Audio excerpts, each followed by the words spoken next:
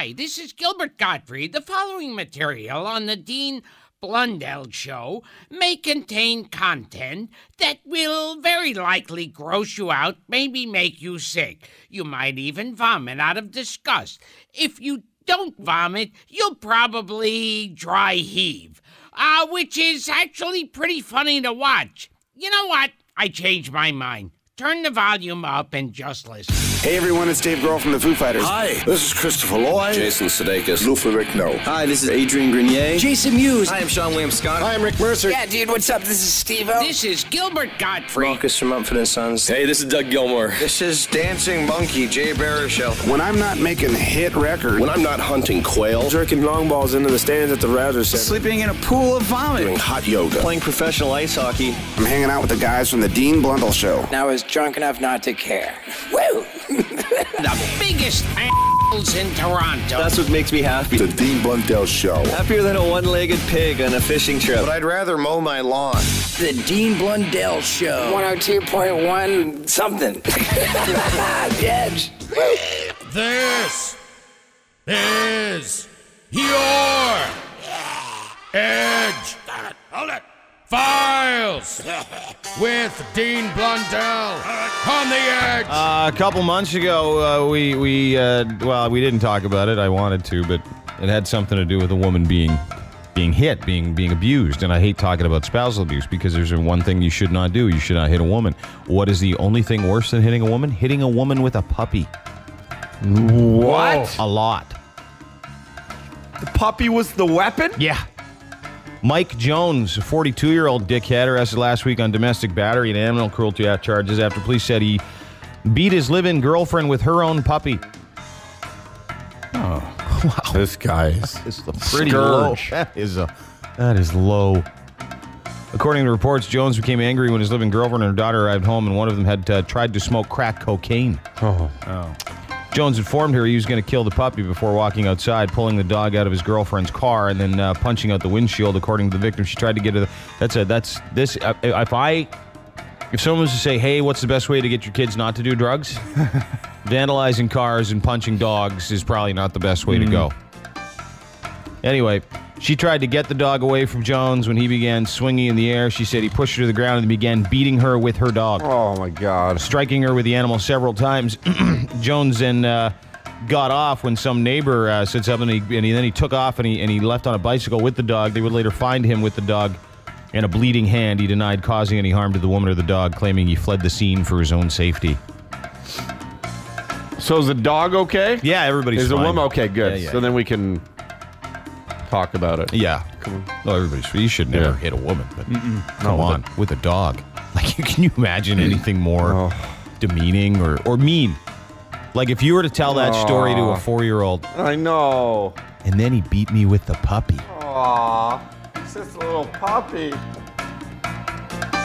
And he put the puppy down and picked up an orphan. A redheaded orphan with one arm. From an AIDS orphanage in Africa. And he was starving. Oh, man. Dangled food in front of him. And then he kicked a baby in the face. Oh, man. You know. That is unbelievable.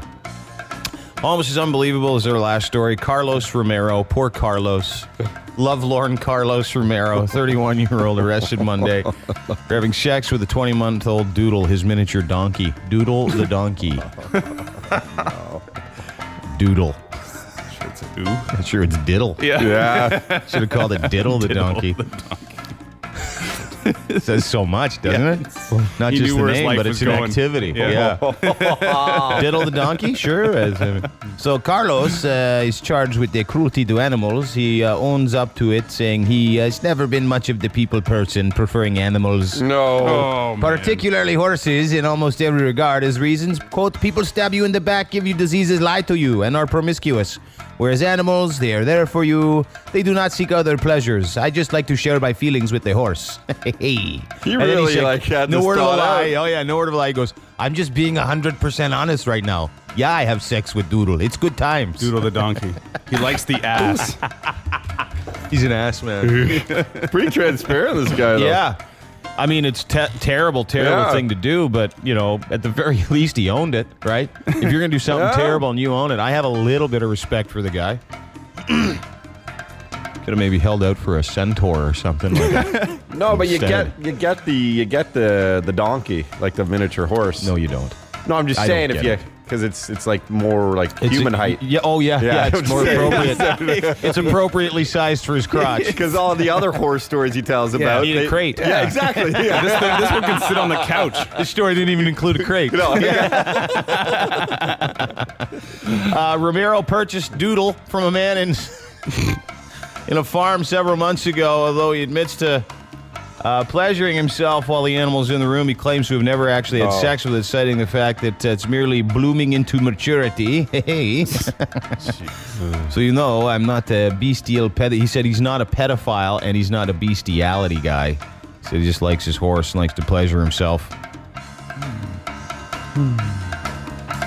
Not according to his neighbor, who has several videos of him doing it through the bay window. Oh, well, that guy's a creep, too. You don't need to take several. Just take one. Yeah. You want to arrest me? Arrest the peeping Tom.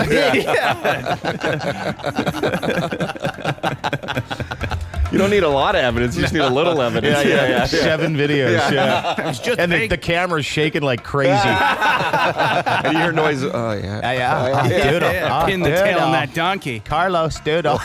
Pin the tail. Put the tail in the donkey. Yeah. The front tail. Here it goes. I misunderstood the game. I remembered this game as a child, but this is different and far more rewarding. No blindfold. Oh, just for the horse, she's into it. Doodle likes to be blindfolded. I love it. And no crate. It's love at first sight. No crate. It's supposed to happen. The metrics work. You know what I'm saying. Those are your Edgefiles, whatever the hell day it is, in September, the year 2012. The Edgefiles on 102.1. The Edge. The Dean Blundell Show. On 102.1. On 102.1 The Edge. The NHL canceled all preseason games today. So, yeah, we won't get to see a bunch of guys you'll never see during the season play. That's very well said. Bummer. Yeah. You won't see making the cut? Yeah. Dang it. Or, as they said, preseason games are canceled, so the Marlies start up pretty soon. You could just go see that, too. Good team. Yeah, they're a great team this year. It's funny. Yesterday, there people were bagging me on Twitter, these two guys. One guy, I can't remember his name, but on how my perspective on teachers is skewed. Sorry, not skewered. Skewed. And I stuttered my way through the conversation. So, and then another guy got on the bandwagon. It's amazing how people do it at arm's length. I love the keyboard warriors that do the whole, shut up, Blundell, you know what you're talking about. All right. So what I do is I just retweet these things because I don't, it doesn't bother me. And I've got thick skin and I'm well aware that my opinion is based on education and belief. And trust me, some of the tweets that I get from those people, I am far more educated than them. And I'm not even that educated. Yeah. So, anyway, one of the ones was talking about the lockout, how we discussed it yesterday. Because we did discuss, and I thought it was a real quick one, we discussed the lockout from the owner's perspective. Basically, the owners are saying, woo, there's a whole bunch of money, more money here than we thought, so we want to keep that. And the players are like, whoa, we had an agreement. You can't take that money. That's ours, too. And they're like, no, it's all ours. So, and it was a quick just summary of it because I thought, we don't talk to morons here, but we don't talk to guys that have, lots and lots of time on their hands. Our listeners are going to work. They're going to, they're driving truck. They're going to their jobs. They're getting their kids out of bed. Usually 2 of them work because we have normal listeners. We don't have bitchy little hoitery-toitery listeners. That's it. We don't have any of those dorks. So I try to summarize things as quickly as I can. Yeah, we don't want to get in long debates about it. No. Because at this point it becomes tedious. Right. And we just want to tell a fart joke. Yeah, absolutely. No, we don't necessarily want to tell a fart joke. No, I do. Once in a while. Yeah, they're pretty funny. We prefer the jokes because everything else, if you want to be serious, go anywhere else. There's lots of serious crap everywhere. There's none here. It amazes me how people want that, though. That's all people want in their lives. It is some sort of other drama. I think it's to distract themselves from their own. Yeah, I think so. Yeah. And it's fine. And it's amazing how people take shots on Twitter. Twitter's amazing because in 140 characters or less, you can absolutely build someone up. You can share some information, or you can make someone commit suicide if you don't have a thick skin. Or if you follow Kiki the porn star, you can just see some great ass. But I mean, okay. Some great skin. Yeah, Alexa Triple X is pretty sweet, too. She's a great ass shots of those. And she just got new boobs. She just showed those new boobs on Twitter. Yeah, see, that's what I'm saying. Unbelievable. Maybe she came in here, they were a good C. They've got to be a double D now. Oh, good for She's her. fallen over, that chick. So anyway, my point was if you would like to take issue with something we say, and the best part is I'll retweet stuff, and our listeners are like piranha. They just get after people. And some of it's just terrible. We have a great little army of supporters. It's really wonderful, actually. Well, they just get after people. And I sit there and watch people insult the guys that I retweet their hate.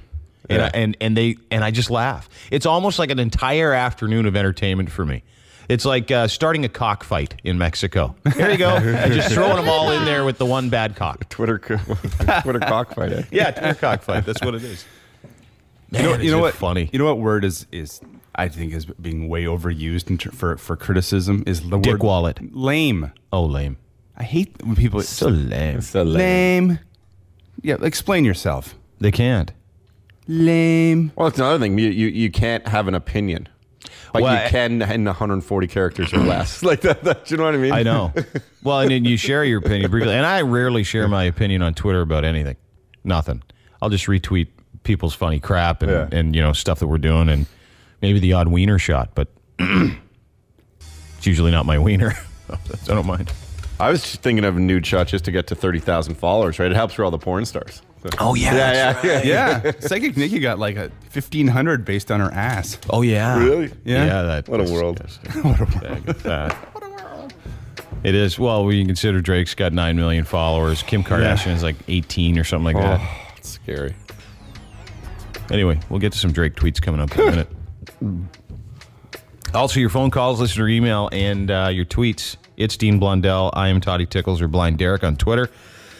Dean Derek or Todd at edge.ca. You can get us there. Time for a look at Edge traffic. And 416-870-EDGE, 870-3343. Open phones coming up next. Tell us how you really feel. Yes. Lame. The Dean Blundell Show. It's going to scar me for life and it's going to haunt me forever. Even at an old age. 102.1. I don't know how you put up with it. The Edge.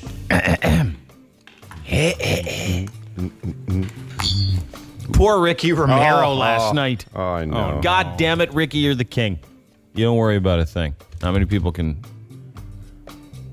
pitch one-run ball to the Yankees? Especially in that stadium. He deserves a big round of applause. I want to get him in here. I bumped into him on Saturday briefly, and you could tell he's noticeably, obviously upset, right? I mean, but he knows he'll bounce back. He's a king. All right, time for phone calls, tweets, and listener emails. This one's from Andrew. Anytime I see that stupid Drake duck face that most girls in Drake put on, I have the sudden urge to throw bread at them. It's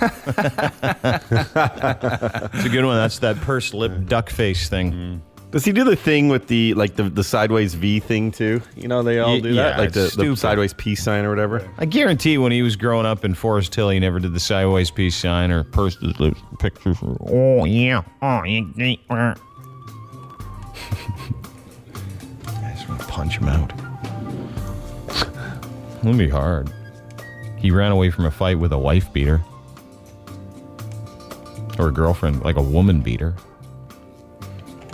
Yeah, that would be your ultimate opportunity. coward. Exactly, because that's your opportunity to be a man. If you're going to beat someone up, you'd want it to be a guy that laid his hands physically on a woman in a bad way. You'd want to beat that guy up in the worst way. That bitch, Chris Brown.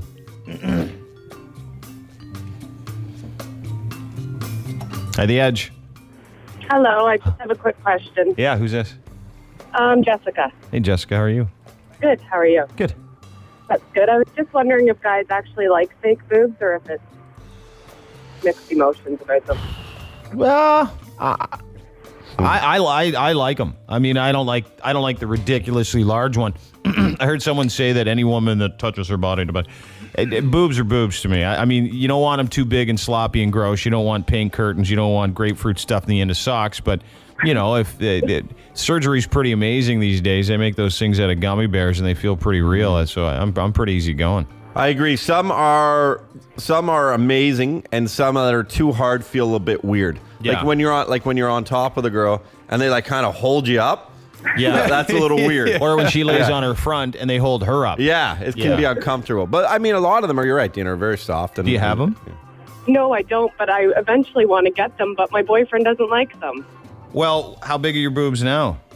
Well, I just had my daughter, so they've shrunk down to little weasel snouts.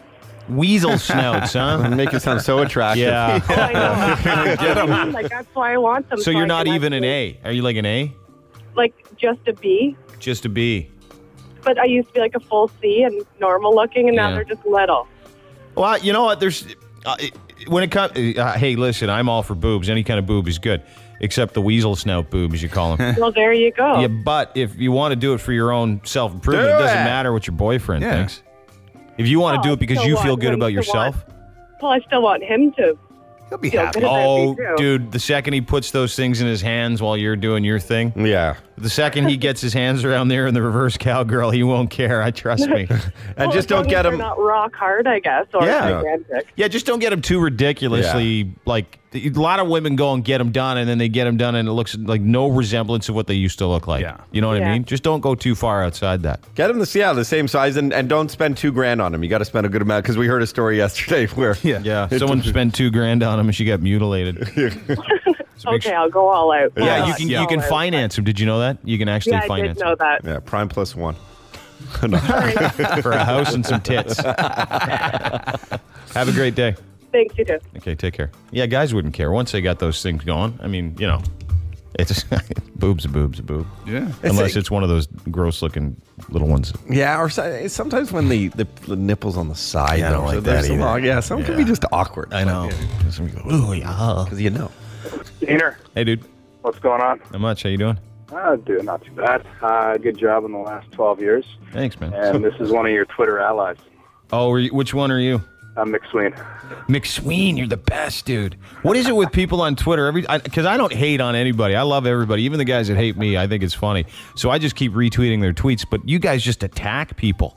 Well, you know, it's about Drake, and it was an easy target. You're gonna make Dan Marchese upset if you keep. Oh yeah, there's that one dude, Den Marchese. He loves Drake. Just loves Drake. He's like, you haters don't know nothing. He be ballin', and guys and people tweet him just killing him, laughing at him, making fun of him. He's gonna challenge you to a rap battle if you're not careful. Yeah. Thanks, McSween. Is that your title? At McSween. Yeah. MICK. Yeah. Sween. Follow this guy. He's a great guy. Tks, dude. Thanks. I have a feeling, I don't know, maybe I'm getting way ahead of myself here, but Drake has not tweeted in over like a week. And I know he was in Toronto for a while. I'm just wondering if there's a little connection there. And we also know a guy, and this listener who would email us saying he knows him well and he knows about the situation because he was trying to get Drake on air with us.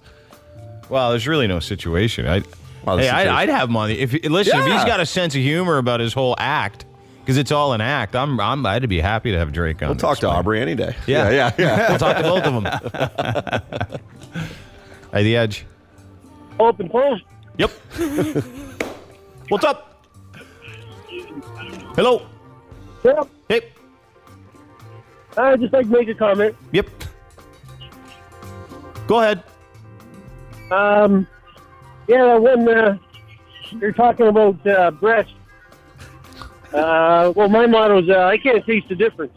I can't taste the difference. It's kind of funny, actually. and boom goes the dynamite. Good one. They're all good. All right, thanks. I can't taste. That's all he wanted to say. Yeah, it took him a while to get it out. Should I do it? I don't know. Hi, The Edge. Hey, how you doing? Good. What's up? Not much. Listen, I haven't listened to you guys in a while. Last time I listened to you, Jesse and Gene, and Toad was still a little punk. Who? Toad. Oh, Todd. Yeah, Toad. What's up, bud? Why are you so angry? I just wanted to congratulate Todd into coming into a mainstream radio station and being like a #1 DJ. Hey, thanks, dude. Can I ask you a question? Nice. Are you a little wasted right now? Yeah. You had a couple drinks? Yeah, well, I've been drinking all night. Why you not working today? No. Attaboy. No, it was National Indian Day yesterday. What's that? No, it wasn't Indian Day. It was Talk like a pirate day. I heard something Pirate stupid. Day. Yeah. That's a little different. Reason enough to get. That's why he drank. That's why he drank. I mean, Pirate Day. Where's the rum? I'm getting my indigenous people mixed up. Where's the rum? Where's the rum? Arr. Arr. What's your name, dude? Sean. Sean, what do you do for a living? Nothing right now. My back is so I. You said his back was effed. I can say it again. My back is messed, so I don't do much of nothing. How'd you hurt your back? I was working at trailer station flipping tires. Yeah. I don't know if you know what flipping tires means. Yeah, changing them? Yeah. Yep. And figured it out right away. Pretty smart. They're pretty heavy. After a while, my back just got mashed and it deteriorated. Some lower discs, my T12 and something or whatever. No, it's some like that. It's a form. Oh, don't try not to say the S word too. You're doing good though, dude. For being super wasted, you've only sworn twice. Taxes was back. Awesome, man. Yeah, you are awesome. You're a good dude, man. Where are you calling from? Mississauga. How old are you? I'm old enough. Well, I'm 47. 47, and you're still going to town on the booze all night. That's a gamer. Well, no, it's my mother's birthday was yesterday. Is she a pirate? Yeah. Is she as wasted as you are? No, she went home in bed. I just figured that I'd continue her birthday. That's a good thing. Go figure that one out. Into this world. Good for you, dude. So, I was 47, any kids? A wife? You got anything going on?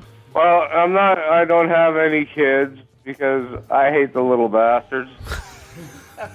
Good reason.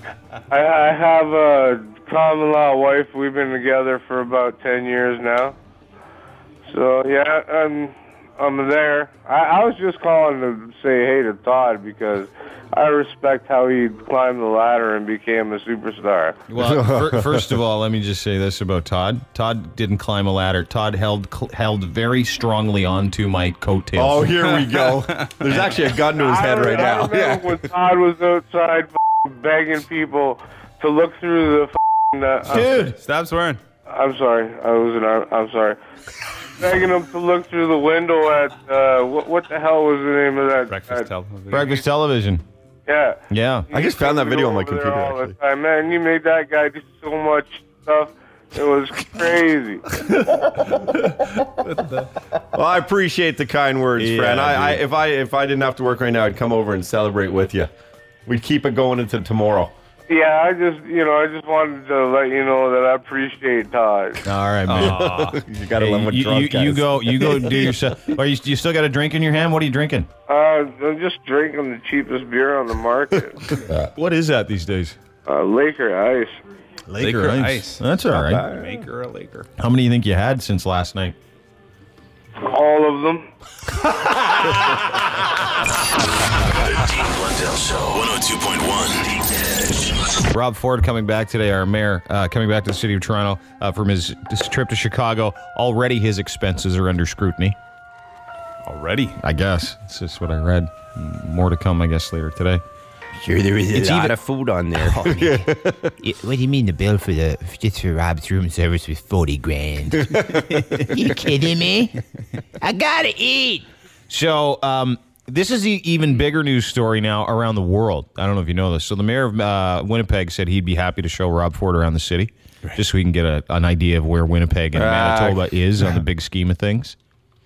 If you remember this clip from yesterday. Hi, how are you? I'm Rob. Nice to meet you.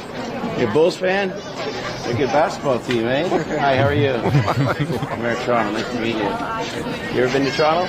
Canada. Yeah? Whereabouts in Canada? Partly came across from Detroit in the river. Oh, Manitoba. Oh, you're in Manitoba, Winnipeg? Windsor? Windsor? Well, the province city, we're in the city. Well, that's Ontario. Yeah. So Toronto's it's about 4 hours away, Windsor and Toronto. Actually, come by Toronto. He's trying to tell them something they already know. He just sounds like such an idiot. He really does. What? Did you hear that part of it where some American goes, "Nah, it's Windsor," and he goes, What? Did someone give me bad information? What classes was I at? Then he screwed up the lakes as well. "Yeah, it's truly unbelievable." Yeah, we share one of those Great Lakes with Chicago. No, we don't. No. Not at all. Yeah, this lake, and we share the other lake, and we share with this lake. So that's a good lake. Cannonball!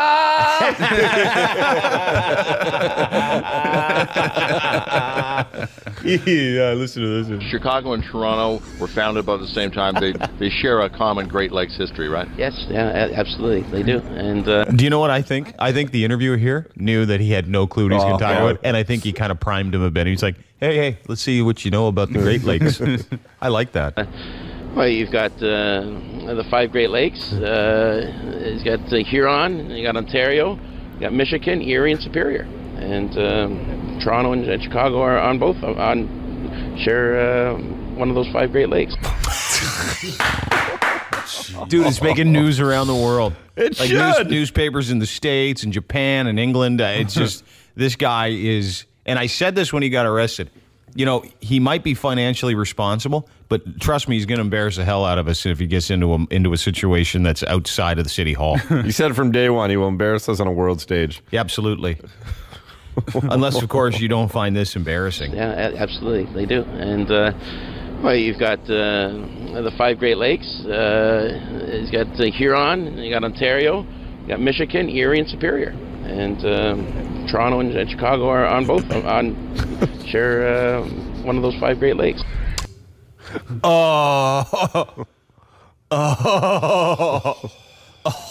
No, they don't. He's truly our George Bush, isn't he? Yeah, George W. A very fat George. He's like 2 George Bushes and half a Barbara. And half a Barbara. Or a half a Laura. He is unreal. I can't imagine. Can you imagine trying to drum up business with that guy?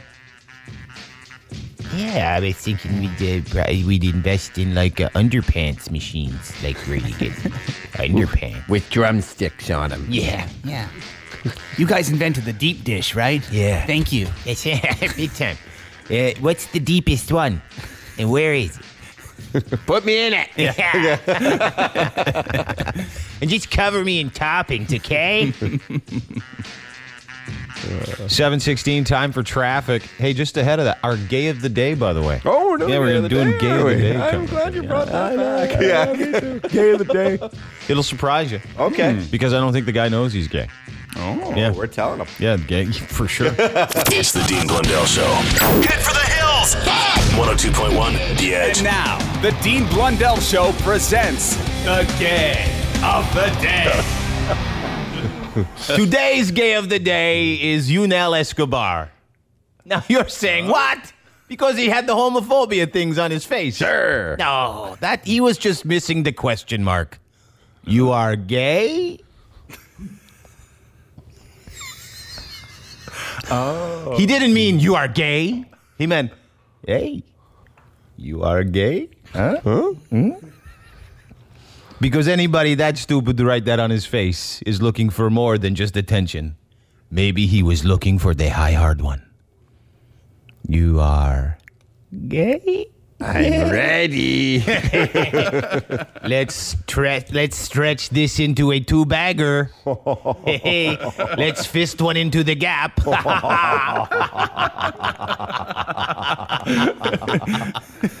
Yeah. And of course, he is so understanding. After writing the words, you are an F word for a gay person in Spanish on his face. Asked if he liked gay people, he replied, hey. And this is true. The hairdresser I have is gay, and my decorator. So it's all good. Once again, the gay of the day, Yunel Escobar. What he meant was, you are gay? Please? Thank you. You've been listening to The Gay of the Day on the Dean Blundell Show. 102.1 The Edge. I woke up to go give me a cold pop. I said, oh, Lord Jesus, this The Dean Blundell Show. Then I ran out. I didn't grab no shoes or nothing, Jesus. Dean Blundell Show. I got bronchitis. Ain't nobody got time for that. The NHL lockout started a couple of days ago, actually last Saturday at 12:01 a.m., I believe, is kind of the official time.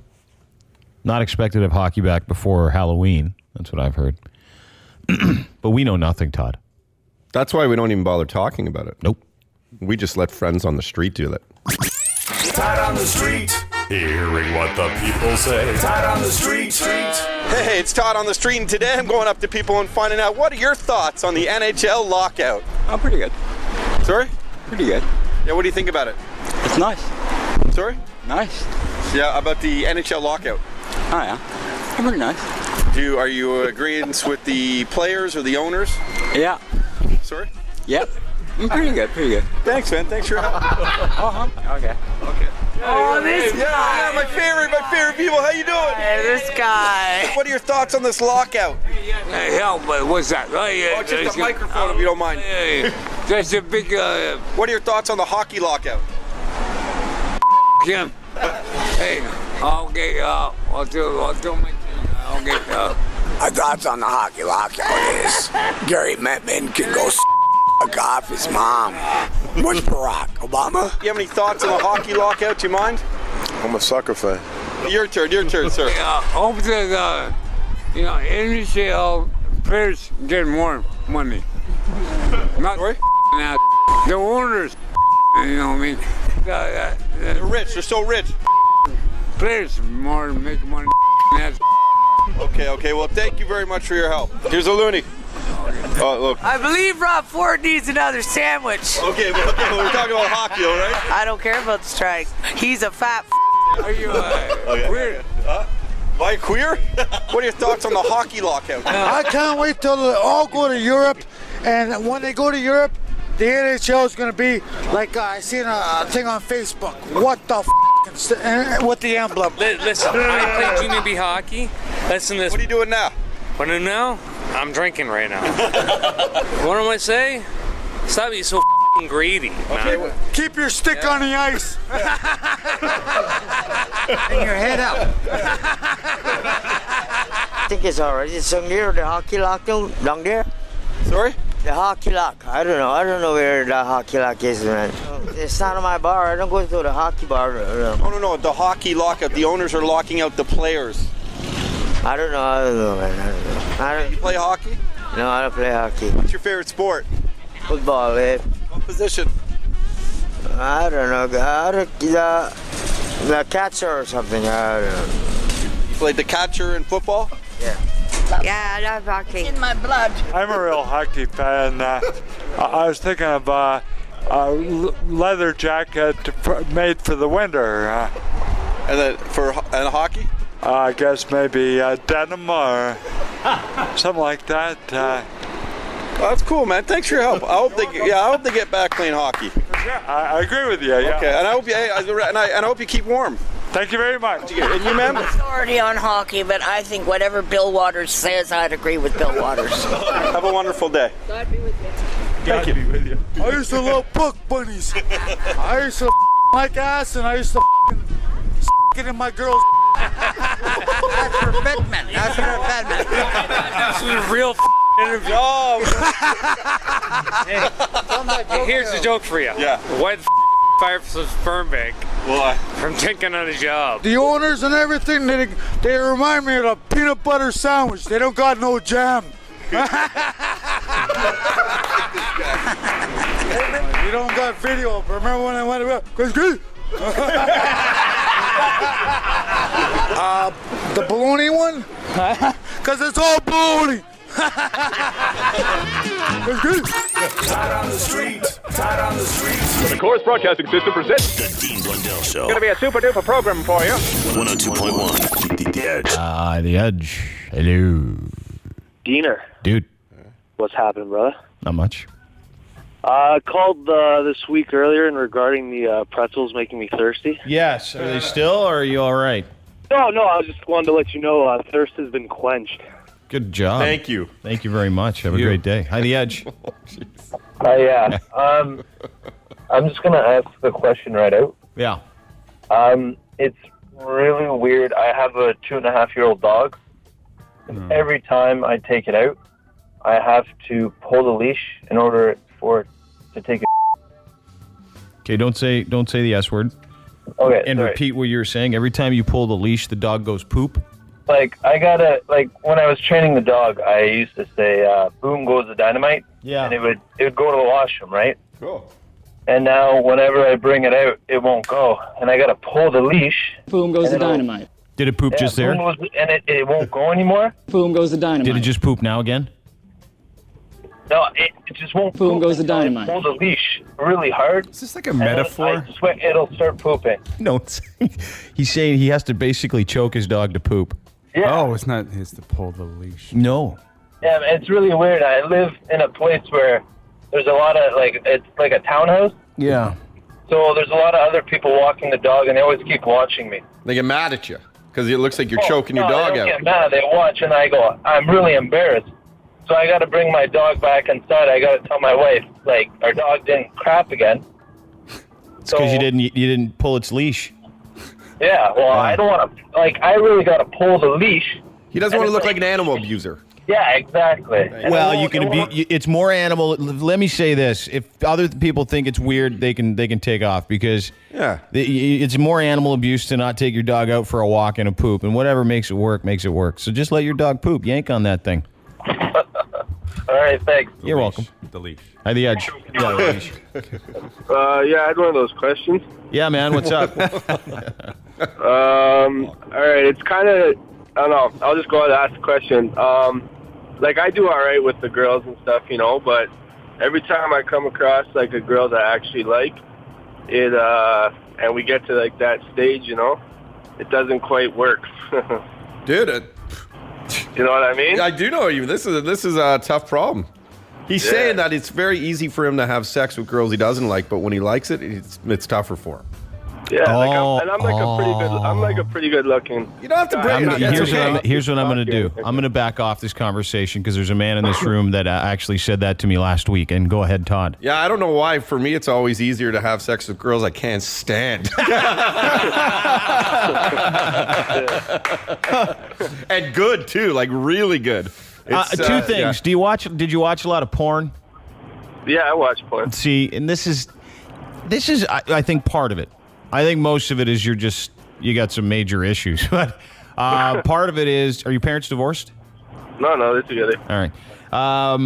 Part of it is everything you learn from porn, and it's not how chicks like it. And so when you really like a chick, you don't porn is very derogatory to women. It really is. Yeah. I mean, it's fun to watch, and the women are consensual, and they're getting paid for it, so I get it. But yeah, no, you don't think so? Well, I mean, if they look at this whole 50 Shades of Grey phenom, now all of a sudden they all want to be treated like porn stars. Yeah. So, I mean, it's kind of this sort of double-edged sword, I guess, as they say. But you know what, dude? I think it's probably because you respect them and you don't want to, you feel like you're defiling them or something. But I think so, because when I'm with a girl that I don't care about, I can get kind of, you know what I mean? I get kind of dirty with them. But then when I'm with the girl that I like, Well, it's because you don't want to be dirty with the girl you like. You're afraid it's going to turn her off, and that's what turns you on. And it's what usually turns them on, too, though. So, yeah, just say, hey, you don't mind if we talk a little dirty? I'm going to stick the thing in the thing and grab some butter and bring a dog, and it's going to lick your leg. All right, maybe that's a little too much, but I'll try it. All right, dude. But it's a mental thing. Hi, The Edge. Hey, am I on the air? Yeah, man. Hey, this is going to be a weird question for you boys, but can I say penis on the air? Sure. Okay, so... Does the story end with, and I loved it? God, no. Not as bad as I thought.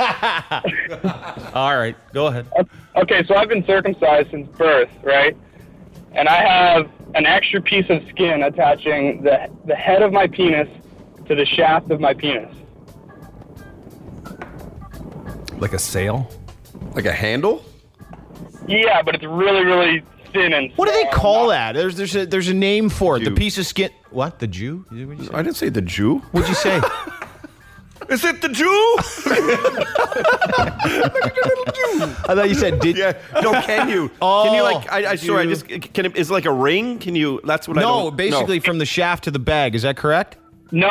It's from the head of the penis to the shaft. Like I can put a ring through it. That's what I'm saying. Yeah, you're fine. Really? A lot of guys have that. Yeah. You? Yeah. Oh, okay, so that's not weird. Like I shouldn't have that. No. No, yeah, a lot of guys have that. Do you watch porn? Oh, yeah. I mean, sorry. You watch porn, you'll see, go look at a porn and you'll see a lot of guys that have that. It's not that uncommon. It's Have fine. what? I don't know what it is. Basically, it's like a piece of skin that goes from the tip just to the bottom of the top of the shaft, like where the shaft gets to the tip. Yeah. And it's like this long. And Yeah, it's a like lot of guys have it. I think. string. Yeah. Yeah, I just don't even know. Like, You could put why I you could put an earring in it. Yeah. Really? Yeah. Well, because the doctor that did your circumcision wasn't very diligent, I think. I have honest to God, I had a friend that had that. Like a turkey neck? No, dude. I don't know. I'm just trying to figure it out. I'm not trying to be stupid. rude. You're so dumb. It's unbelievable. This is the wiener. Yeah. And Show me yours. circumcised. Okay. Mine. Sure. I don't have one of those. All right. I had a buddy, Arlen, that had what he was like. Can you have a look at this? I'm like, no. I was like 19 or 20. And anyway, so this is the tip, and there's just a little piece of skin that when they get from here to here, like there to there, and you can put like a ring through it. You can put a hoop through it. Does that freak the chicks out? I don't know. He used it to put a ring through it, and the chicks dug it. Oh. Yeah. I've never had a problem with the ladies. They don't. Yeah, you don't have to say, "Hey, watch this." You know? What do you think? Yeah, what do you think of this? It's totally a trick. It'd be a neat way to propose to your female. Yeah. Hey, you want to marry me? With this ring. Hi, the wad. Hi, the edge. Hey, how's it going? I got a question for Toddy Tickles there. Yeah, man. I know he's a fan of the Brown Town. What's your opinion? What's your opinion on the rim job? Well, we got to define that because there's different forms of it. Like, a receiving or giving? Giving to a female. Oh, he loves it. Only after a marathon. Yeah. Or camping. Todd prefers it after she's been on a 12-day camp adventure. Yeah. Or Mexican food. Oh, definitely. While camping. Yeah. Hi, the edge. Good morning. Good morning. Who's this? It's Amanda. Hey, Amanda. What's up? Not too much. I just wanted to maybe give you a better way to explain this to Todd. You know the thing that attaches your tongue to the bottom of your mouth? It's like that? Yeah. Yeah. Kind of like that.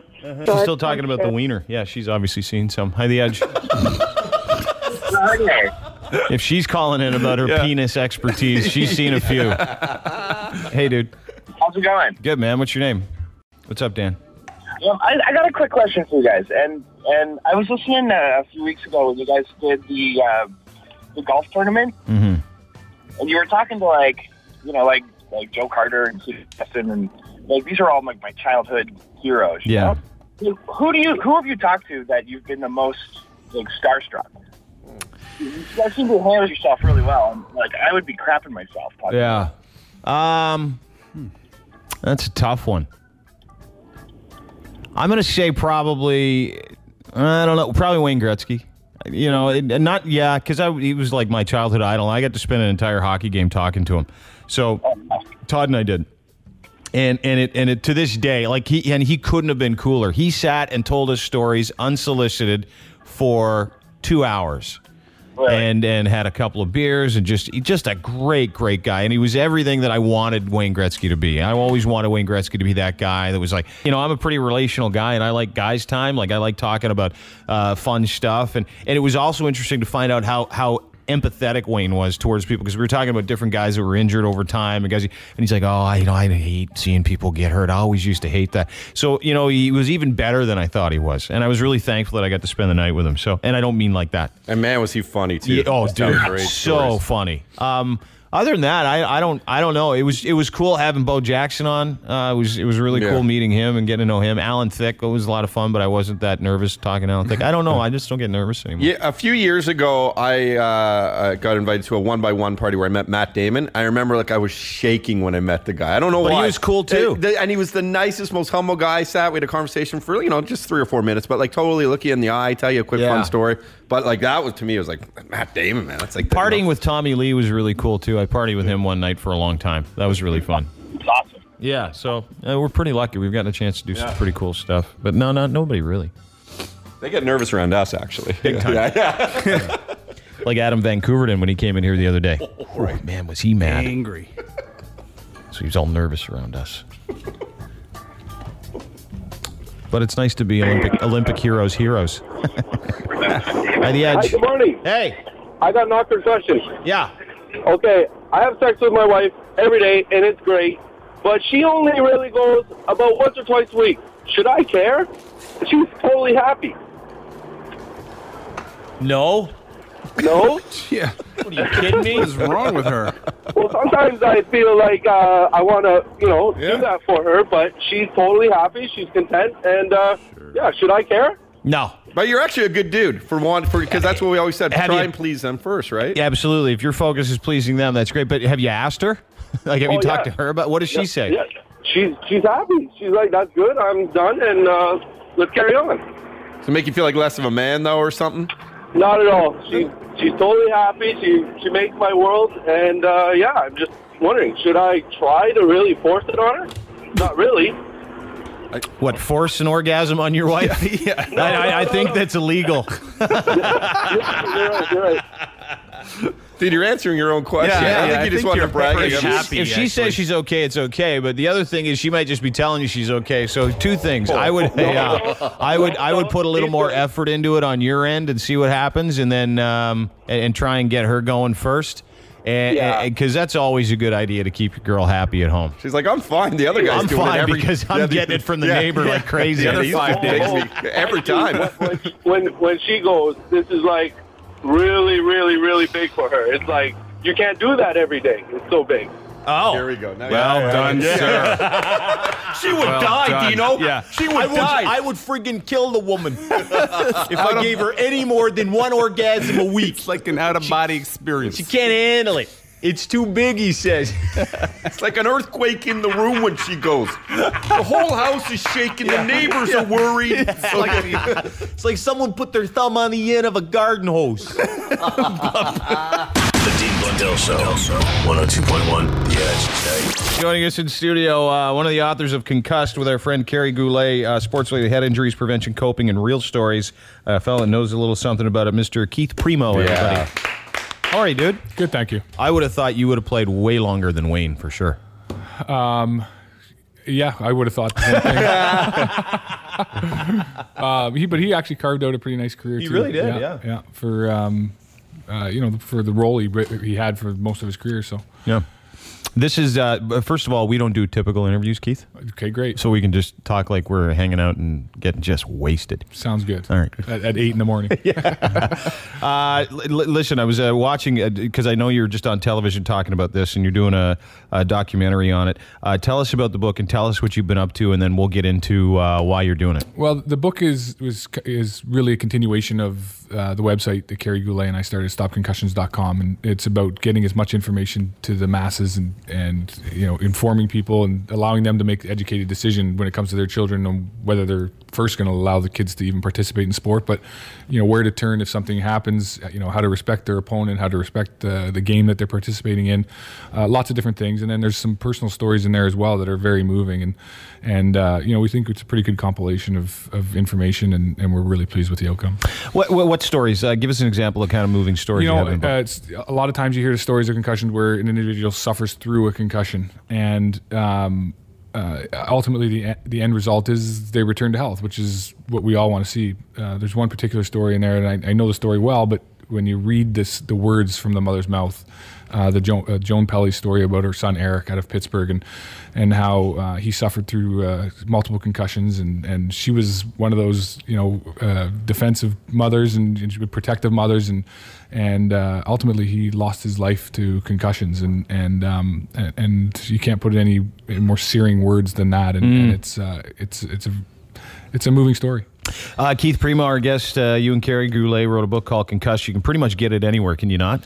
But definitely chapters in Indigo, and if somebody wants it bad enough, they can find it, and I'm sure we can get it at the website as well. First of all, let me ask you this, and it was amazing because we talked off the air. You got hit in 2005. That was the end of your career, effectively. Correct. And how many concussions was that? That was my fourth documented concussion, but you figure you might have had 40 or 50. Yeah, it was north of 10. I mean, from the time I started playing till the time I suffered documented concussion 4, it was north of 10. So after you got hit, what do you remember, and then what happened? Like, take us through kind of what happened, and because it's an amazing story. You just said you just started feeling like yourself 3 or 4 months ago. Yeah, and that's 8 years. Yeah, and for the better part of the first year post concussion 4, I worked to try and get myself back in a situation to play, and I was just dwelling on this the other day. I was thinking, you know what, if it hadn't been for the athletic therapist Jim McCrossin in Philadelphia to pull me into his offices and say, Keith, we'll never give you permission to play, I would have continued to try. And when I reflect on that now, I'm like, I was trying to put myself in a position to get back, and I'm 7-8 years into this, and I still don't feel better. And so, in the last 3 or 4 months, I actually feel as though I'm closest to, how I felt prior to my last concussion. But again, it's only 3 or 4 months. I've had spells where I felt good for periods of time, whether it be a week or 2 weeks or 3 weeks, but no real consistency. So I'm just hoping that 4 months from now I can have the same answer. Do you have a low point? You have a low point of how you felt? Yeah, there was a couple low points. The first low point was probably as I was going through the ordeal of trying to return to play. Wanting to be out there, wanting to contribute, wanting to be a part of it, and not feeling well enough, and waking up every morning and trying to figure out how I felt for that day. But what is a symptom? Like, people say headaches and this and that, but you say you're not like yourself. But what is not like yourself physically? Describe it. Probably, for me, again, every concussion was different, but the last one was definitely the headaches, the head pressure. I had sensitivity to light. I had motion sickness. I had exercise-induced dizziness. I had difficulty concentrating for periods of time. I had a little bit of memory loss. It was just emotionally. Did you have emotionally? You get angry real quick too. For me, a byproduct of the concussions was the emotional gamut. Yeah. It was anger and frustration, and I never thought at times that I was that I had lost control emotionally. But I bet you my wife would beg to differ. I was just gonna say, it sounds like a really bad permanent hangover. Yeah.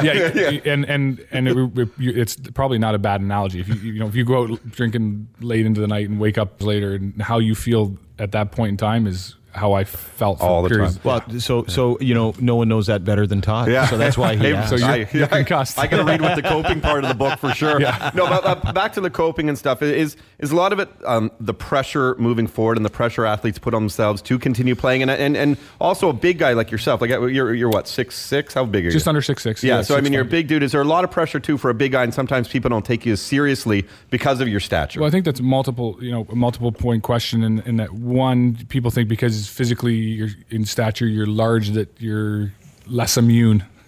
And there's obviously no truth to that. Big people get injured as well. And then as far as how you feel long term and wanting to be back out there and contributing and be a part of everything, it can be emotionally draining. What can you do now as far as Keith Primeau, our guest? This book is called Concussed. StopConcussions.com. Is that the name of the website? Correct.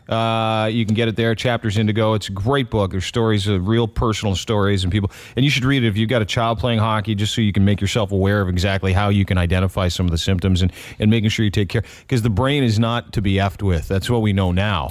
Yeah, and that's the biggest shift, and that's probably the strongest message for us at StopConcussions.com is the mindset, is that cultural mindset that 12 months, 18 months, 24 months ago, and there's still some ignorance out there, but people now, when a child is injured, they recognize and they take the steps in order to prevent or to get them return to health or get them to the appropriate physician. And whereas, even months ago, the mentality is get back out there, you're fine, you're okay. Yeah. And that's not the right attitude. So you get this concussion, you quit playing hockey, and what have you, other than being an advocate for this, what have you been doing and how have you been getting back to your real life and trying to evolve and move on? The one thing that I forced myself into, and I guess I could give my mother as much credit as myself, was, when I retired, she says to me, she said, you can't just not do anything. You've got to be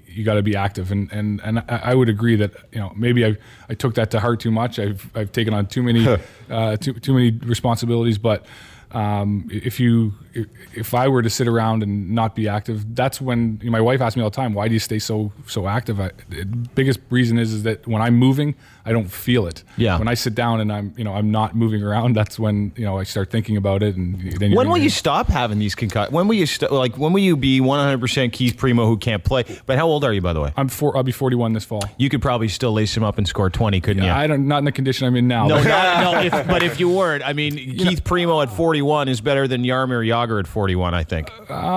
It's a pretty good comparison. He's a pretty good player, but I felt that I was robbed of a few years, but I also feel very fortunate to have had the opportunity to play for 15 years as well. Yeah, that's a long time to play. Even you talk about cutting a career short, and you can talk to pretty great hockey players like Bobby Orr about having short careers. No question. But hey, listen, dude, really nice to have you in. And go to their website. It's called StopConcussions.com. Keith Primeau and our friend Gooch is here, who's just driving me nuts. He keeps coming over and grabbing stuff. The best picture on here is the one of you with blood coming out of your mouth, by the way. That's my favorite. You're tough. maybe we should set up like another website which focuses on those coaches who say, get back out there, you pussy, and then we find them when we kick the crap out of them. That'd be awesome. Yeah. That would be awesome. Yeah, because that's the last hurdle for us in the education process is getting people to really understand that you're not really that tough if you think you're playing through it. Yeah. But you bring up a good point too. Is that bringing awareness to it and making people identify some of the symptoms. It could be just one little thing. Yeah. And I don't know what it was for you, or the guy says you're never playing again. What was it? What little thing did he identify? Because you said you owe him a lot. Yeah, it was probably the fact that he couldn't internalize what I was feeling, but some of the players were coming to him after the organized skates we were having prior to training camp, and they were like, he just isn't moving, reacting fast enough to situations, and that's very dangerous because I had no sense that I wasn't reacting well enough to the speed of the play.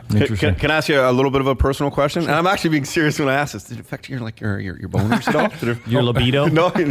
Oh, not at all. All right, good. Okay. Yeah, some things you just don't forget, man. Keith Primeau, everybody. Kerry Goulet. The book is called Concussed: Sports-Related Head Injuries, Prevention and Coping with Real Stories. And in this hockey crazy world, very good thing to be able to identify. Thanks so much for coming in, brother. Thanks guys. And one other thing I'd like to add is we're also doing the documentary tonight, Head Games as well. Where's that? That we're going to have the release tonight at the Hall of Fame. But the premiere tomorrow in town here tomorrow is at the Royal. So where can people get tickets if they want to go see it? At the theater? Okay. At the theater. What theater is it at again? The Royal. The Royal? Oh, is it really? Okay. And at Hockey Hall of Fame tonight? Hockey Hall of Fame tonight. Is all the information at StopConcussions.com? Is that where you can find it? Absolutely. Todd, what's that?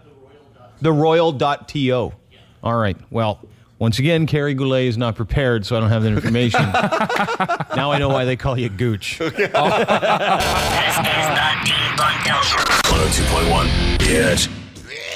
This is your Edge Files with Dean Blundell on the air. Hey, meet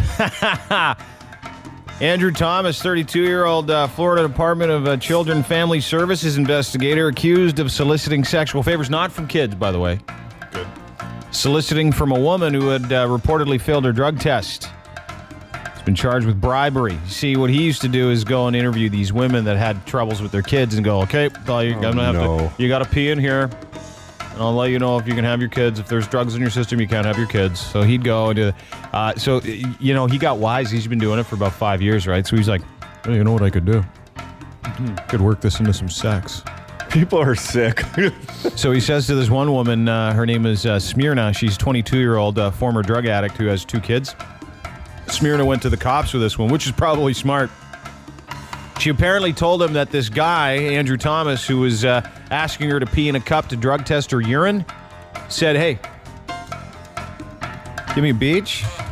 I'll give you some of my whiz. You want your kids? We're good. We're good. Whiz for a beach. Yeah. You know what? She didn't take him up on the offer. Because that's a terrible offer. That's a terrible mother. Yeah. Guess she really didn't want her kids. Yeah. I'd have done it. Really? All right, sounds great. Sounds like a good trade. You're in for a beach. Anyway, police caught him, asked him if he did it. He's like, yeah. At least he admitted to it, and he's going to go to jail. Is that ever funny?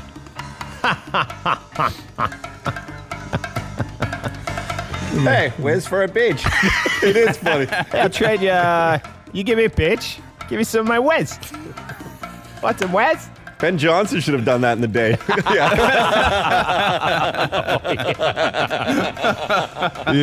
Got that. Carl Lewis should have done it too. He didn't care if he got one or gave one. I think he did. Exactly. Give you a bitch for nothing. Okay. I didn't care about the urine.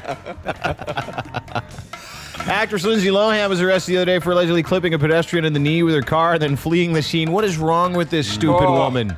Right? She keeps hitting things and people with her car and then taking off. Someone asked why, and I'll tell you why. When you're wasted, you got to take off. Otherwise, you go back to jail for DUI, and she didn't want that. They said drugs and alcohol weren't believed to be a factor at the time. I love this guy, 32-year-old dude that got hit in the leg. He apparently walked around for a couple minutes and fell down to the ground going, whoa, Who was that? Who was that in that car? Oh, man, it is hurting now. I didn't feel it at first because it was so severe. He told the police. Yeah. They were like, yeah, get out of here. You might have wanted to have done that if Lindsay hit you in 07. It's not so much anymore. Yeah. Ow, whoa, that is something.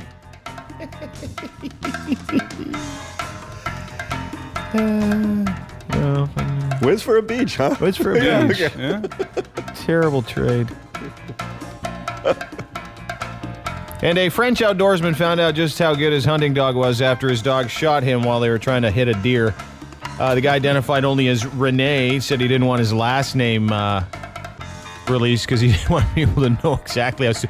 Well, they'll know in your hometown because the dog accidentally stepped on his rifle when it was propped up against a tree, and it shot the guy's arm off. Shot his arm off. He had to have the rest of it amputated. Oh, jeez. Now that's a hunting dog. What were they hunting? Try rubbing my nose and poop now. You one-armed bastard. Yeah. It's the best. He's a hunting dog. Yeah, that's the best one ever. Oh, yeah? This one pulls the trigger. Yeah. Those are your Edgefiles, whatever the hell day it is in Nirvana. Oh, in Nirvana. I'm a retard. Those are your Edgefiles, whatever the hell day it is in September, the year 2012. The Edgefiles On 102.1. The Edge. This is the Dean Blundell Show. 102.1. Yeah. Kelly Carlin, good morning, ma'am. Wow, I get an applause. You're used to already it. applause break. I just sat down. So you're biologically George Carlin's daughter. I am. I came from the loins of George Carlin. I did, and Brenda Carlin too. That my must mother. have been some funny semen. Funny and smart semen. Oh, very Hello. smart. Yes, I mean, absolutely. come on. That's what it's all about. The intellect. But first of all, let me just say this. I told you when you got here, your dad, along with maybe Richard Pryor and David Letterman, are three of the biggest reasons why I kind of do what I do today. So God bless the fact that your dad spent some time enlightening people on this planet and motivating others. So Agreed. Was it weird growing up with George Carlin as your dad? Would he try material on you when you were like 4? Luckily no, he wasn't one of those comics that tried material at home. And weird, he was my dad. I mean, it's just what your dad does, so it was really normal for me. Well, hold it. Let's be honest. Not many dads do what your dad did. No, but it's like you do, whether your dad's a plumber or a lawyer or a prime minister or a comedian, it's just what your dad does. So it was just kind of normal for me. And yet it was weird at the same time. Absolutely strange to be in an audience with thousands of people, chanting my dad's name. But did you find your dad funny? Because this is my ex-wife never found anything I said funny. No. Well, that's different. Yeah, that's true. Yes, I loved my dad's humor and still do. I mean, he's one of the most brilliant human minds that ever was. 100%. Was he always funny in the home, or were there times where he kind of locked himself away to work on material? He definitely was a lock himself away, more of an introvert. He always considered himself a writer first. He was not a guy who needed to be on in the kitchen or anything like that. I mean, and we would do voices and have fun and be silly and goofy, but it wasn't energy of like, hey, look at me, I'm in the kitchen, I'm funny kind of guy. It was like, no, he was a quiet guy, very thoughtful. I mean, clearly this man thought a lot about a lot of things. And then he would go off into his office and he would write and do his work there, and very private. Were there pressures for him because he was so funny in the public, and for people, either friends or family, be like, well, why aren't you turning it on for us right now? Or people understood. Do the baseball bit. Yeah. Baseball Come on, bit. football. There's well, and you guys know, you're in media. There's always somebody who wants you to perform like a seal with a ball in your nose or whatever, and it's awkward. And my dad would be, gracious or whatever, but and then they would turn to me, oh, you're his kid? Say something funny. And I learned right away. I was like, belly button, like, whatever. Well, I'm surprised. I would have thought as George Carlin's daughter that say something funny would result in go F yourself, or why don't you put this here? Well, no, Dad taught me to be polite with the language. I mean, I could say whatever I wanted at home, but there were rules. At school, other people's houses, you don't use that language. It's amazing, too, because the impact that he had, your dad, and you think about the history of your father, the impact he had on our business. Yeah. Just with the seven words you can't use, the 7 dirty words. Yeah, yep. Yeah, it is amazing. I mean, when you look at the stretch of his career and the evolution he did. But yeah, and certainly, the 7 dirty words are always the things he'll be kind of known for. But there was so much more to him than that. Thomas the Tank Engine. Thomas the Tank Engine. In fact, when my dad got that gig, Britt Alcroft, who hired him, said to him, be ready to be mobbed by 2-year-olds in the airport. And it was true, because his voice, he would say something and little kids would go, hey, that's the guy. That's the conductor man. And from Thomas the Tank. Yeah, he loved it. Did he really? Yeah, he loved doing that. Getting mobbed by 2-year-olds. I'm surprised Michael Jackson didn't apply for that. They're a little too young for Yes. I was too old. Kelly Carlin, you have a show on Saturday at Second City, 1 p.m. Yes. And your show is, it's called... a Carlin Home Companion. Doesn't that sound good and wholesome? It does, but wait till you get a mic. It sounds like a dog show. Yeah, there's nothing wholesome about the show. What is it? It's 2 different things. It's a multimedia experience. So you see my dad's videos. We play clips from his famous HBO shows and some famous TV stuff. Good for you for embracing that, by the way, instead of going, I'm doing my own thing, man. Well, the thing is that I've always been a storyteller. I've always told stories about my family, and that's really what the show is about. I tell stories about my family and my relationship with my dad. But when my dad died, I realized that embracing it, who else is going to embrace it? And it helps me also to be able to shape the conversation about him. But his fans really, really missed him. And I really wanted to give something to the fans. Like, I kind of think of this as like my dad's farewell tour, and it's that poignant. It's that, there's laughs in the show, but guaranteed bring Kleenex because there's some heartfelt stuff too. Yeah, sure. Do you cry? Yeah. I'm in a big emotional space. I go really dark and amazing, places emotionally on the show. I mean, it's a full-on theatrical experience. I'm not doing stand-up. It's not ha ha ha. It's storytelling. So I'm in it. I'm in scenes with my parents. I'm 7 years old again. I'm 14 again. I'm doing my mom. I'm doing my dad, and then I'm also narrating stories. And then we go to video. So there's a lot of different energy to it. Well, now I got to ask you: do your dad's voice well? Oh God, no! It's really hard for me. I can do my dad's physicality, and I'm getting more into it. The more I do the show, I'm kind of being freer with that. But no, I can't. Every once in a while, if I do a bit of his, I could. But I don't want to be imitating my dad. That's really creepy. It's totally creepy. I don't want to do that. Everybody, I'm going to channel my dad. Yeah, everyone. Okay, here we go. Kelly Carlin, our guest, she's got a show at 1 p.m. at Second City. How can you get tickets? JFL. JFL42.com. JFL42.com. Get your tickets if you were a George Carlin fan. It's a must-see. It's a farewell tour. must-see if you're a George Carlin fan. Yep. So give us, before we go, give me, you said there are lots of storytelling. Yes. Give me one of your favorite stories about your dad, funny or not. So in 1973, we just been on vacation in Hawaii. My dad comes into my room to wake me up in the morning. He's like, Kelly, wake up. I have something important to tell you. I think the sun has exploded and we have 7 minutes to live. And so I'm like, How old are you? I'm like 9, 10. And I'm like, okay, all right. So this is my dad. I guess we should go outside and check. So we did. And the sun was really, really bright. And I'm thinking, oh dear. And then Dad says, you know what we got to do? We got to figure out if this is happening anywhere else on the planet. We got to call somebody. So he ends up calling his friend in Sacramento, California, and actually saying, hey, Joe, can you go outside and check on the sun and see if it's okay?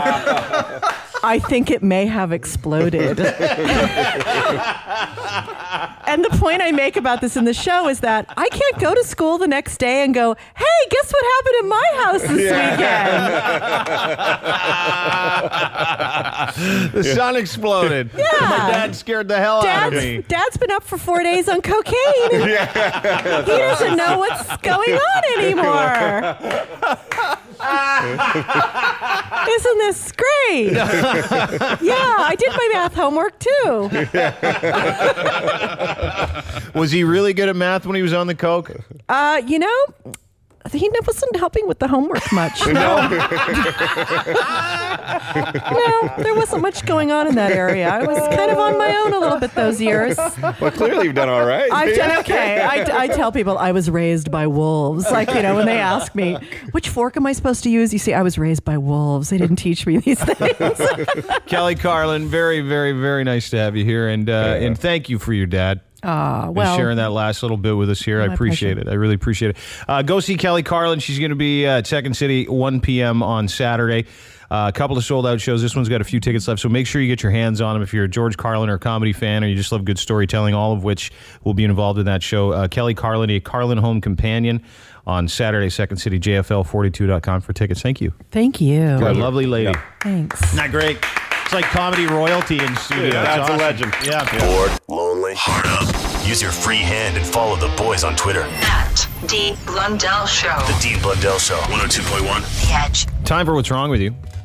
Hey, The Edge. Hey, how are you? Good, you?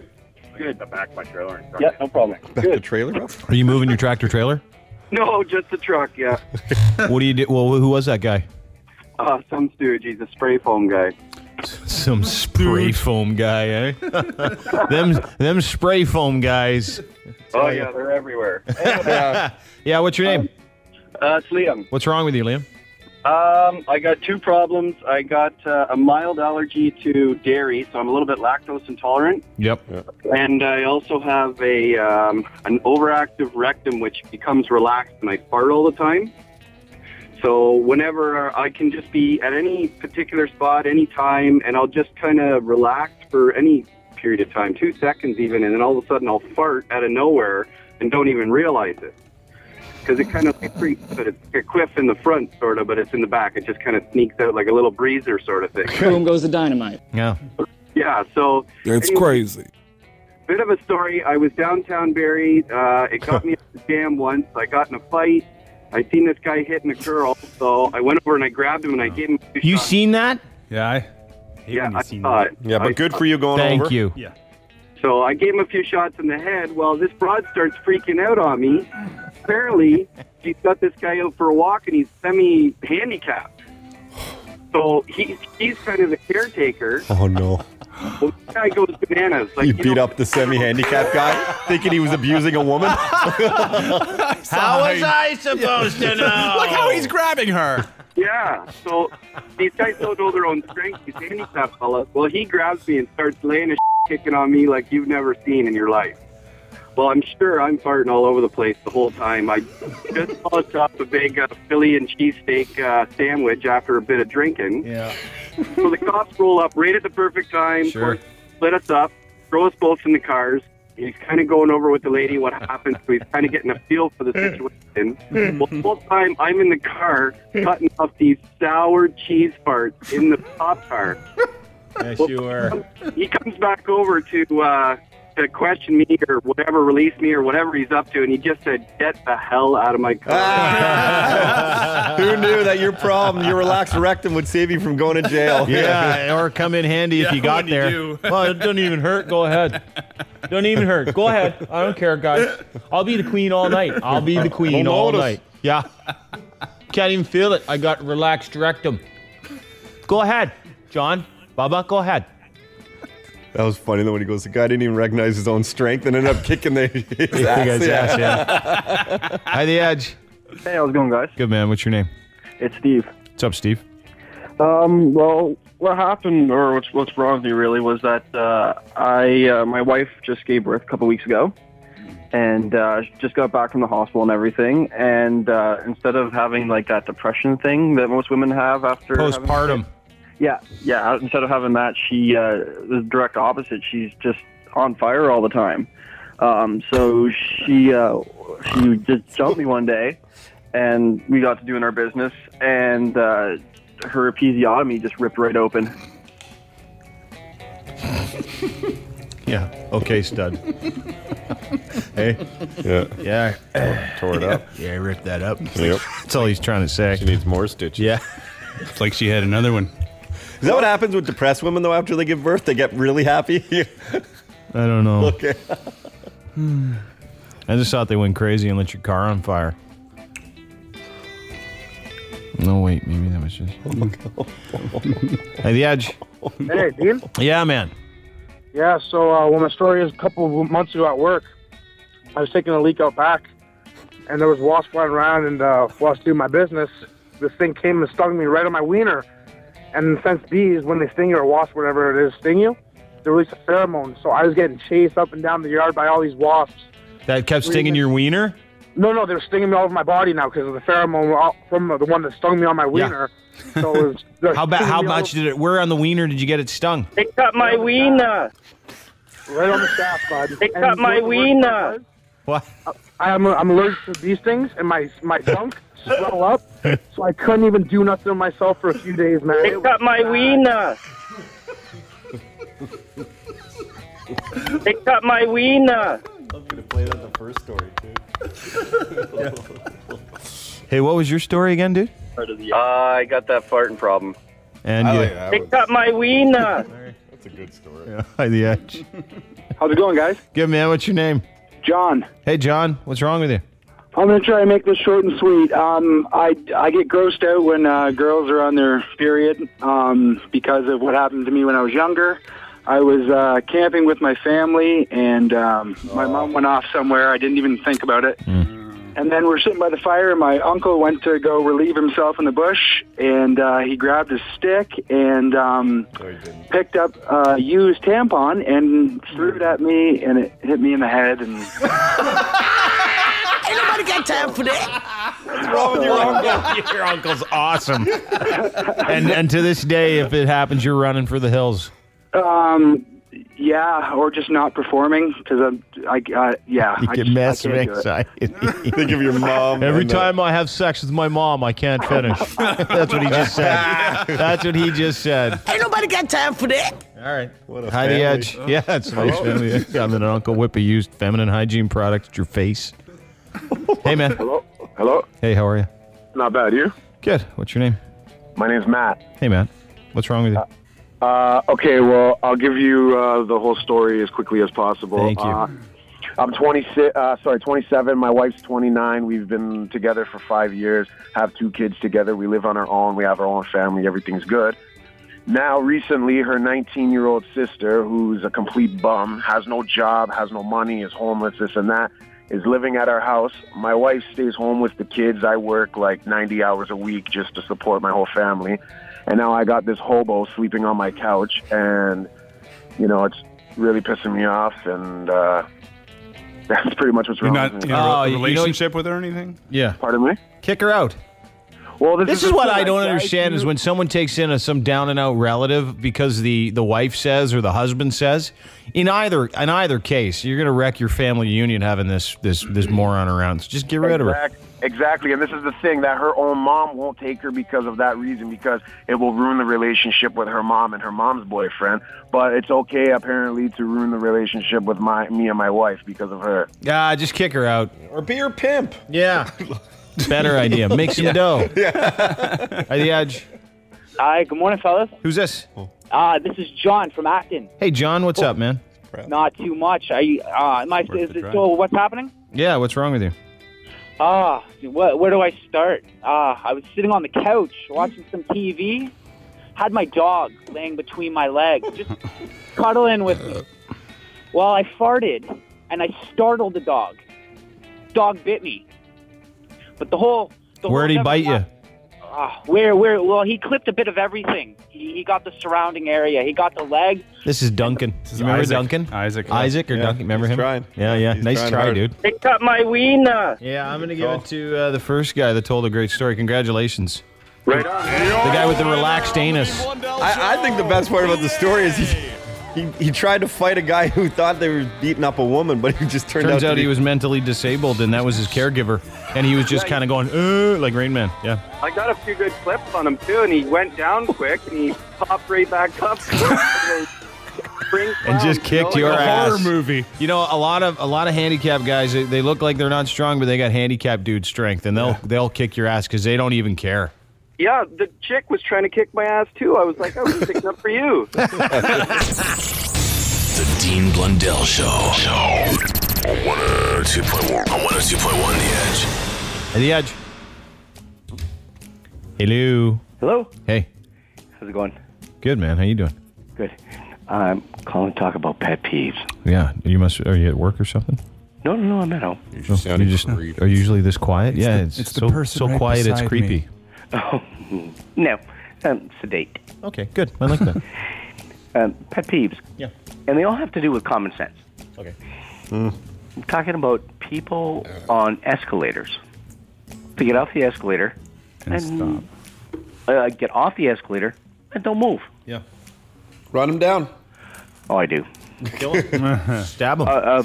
Well, I don't stab him, but... Stab him with a knife. Come on, move over. Usually pisses my wife off because I'm confrontational. People that stop on the sidewalk. A group of guys that stops on the sidewalk and they walk and they're stopped having a chat across the sidewalk. Yeah. What's wrong with that? I got one that'll also probably drive you nuts if those two things drive you nuts. How about the guys that stand in the middle of a doorway talking or in the middle of a hallway talking, groups of people, and you go, Jesus effing Christ. Just move aside. Yeah, just move. Common sense. Yeah. Common sense. Doors, double doors that open, one's always locked. Yeah, I don't know. Drives me nuts. Or how about the one? How about then it this? confuses you because you always go to open the locked one. How about this? I'll even take that one a step further. I like you a lot, by the way. I like you. Not like that. We've seen each other a lot, but... Oh, have we? Where? Well, I used to go into when you're on Yonge Street. Oh, okay. Yeah. How about this one? How about this one too, bud? When the double doors are both unlocked, but people are only using the one door. That drives me crazy. And they're lined up in front of the other one, so you can't leave. I know. How about this one? So stupid. Fat people in revolving doors. Oh, how about this? How about this?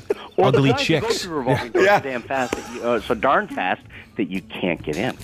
How about this one? Aggressive How about this ugly one? chicks. How about gross broads? Well, everybody needs a little loving. Yeah, it's true. Thanks for your call, dude. You're a They good guy. have to pay.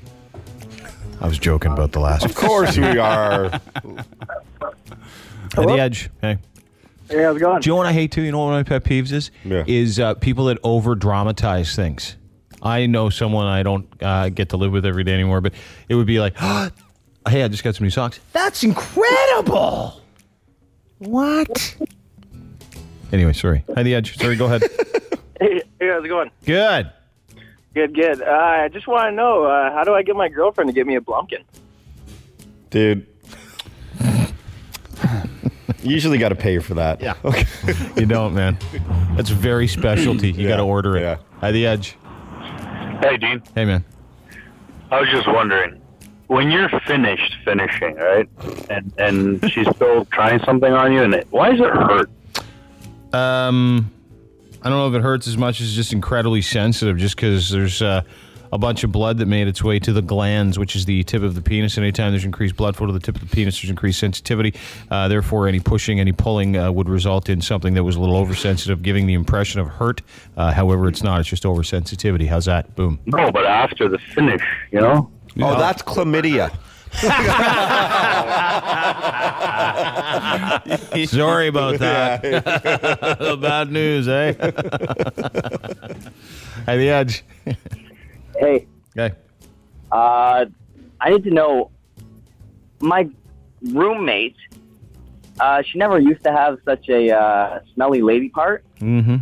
As of recently, it's gotten like really bad, like to the point where Do you use roommate like I used to use roommate, like a roommate you had some type of legally documented union with? She kind of like wife? Yeah, kind of. She tricked me into dating her, and then I realized the situation I was in, so I got out of it. So now she's my roommate. She moved in with me. So, but the reason why I'm asking is what kind of roommate is it, sir? Because is it a roommate that you like? Do you touch that part of her regularly? Are you around that part, or is it just a general odor that she carries around with her? No, you know what? It never used to. And you guys do stuff. You have sex. Yes. Okay. And she has recently been complaining that I don't on her anymore, and it's because I can't handle the way it smells. Like when we first started seeing each other, it was great. Can I this is a true story. Yeah. I had a friend, and when I say I had a friend, I really had a friend. It's not me. It's not like trying to guise it as, okay, this really happened to me. You know what I mean? Who had the same issue with a girlfriend, and it turned out she was cheating on him and caught something, and it affected the odor. Yeah. Ooh. See, I had suspicions, but I wasn't like 100% sure. What suspicions did you have, and why?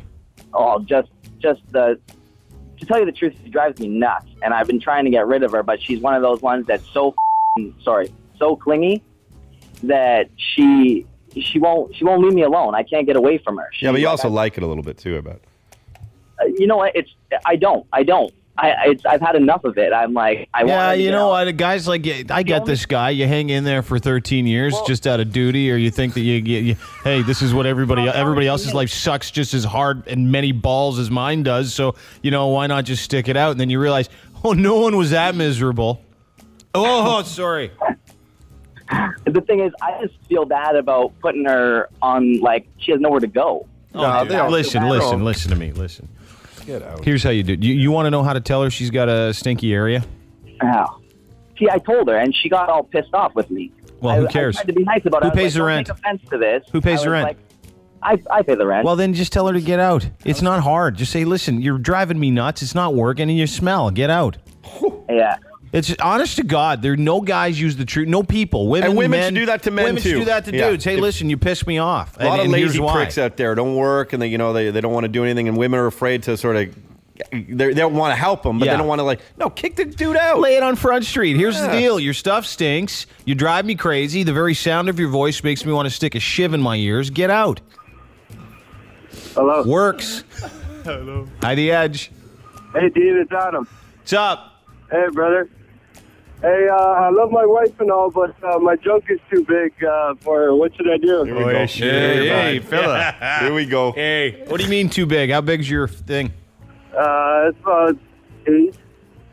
Oh, I was going to say the rudest response ever, but I can't. Hey, do it in a second, okay. though. It's 8 inches? Yeah. How small is your girl? She's about 100 pounds. Yeah, but she must be little. Yeah, she's tiny. It's so rude. What is it? Yeah. She can lay on her back, but it gets boring sometimes, No, I was going to say, put her in the other one and then let her know that it's not that bad.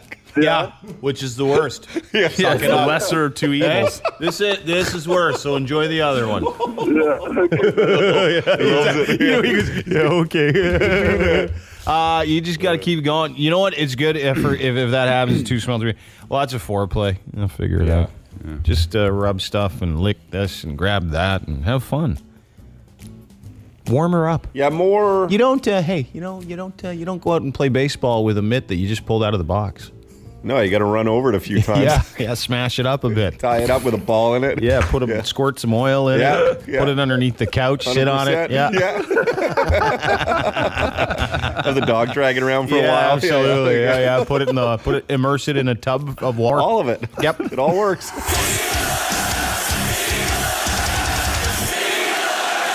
The Dean Blundell Show, 102.1 The Edge.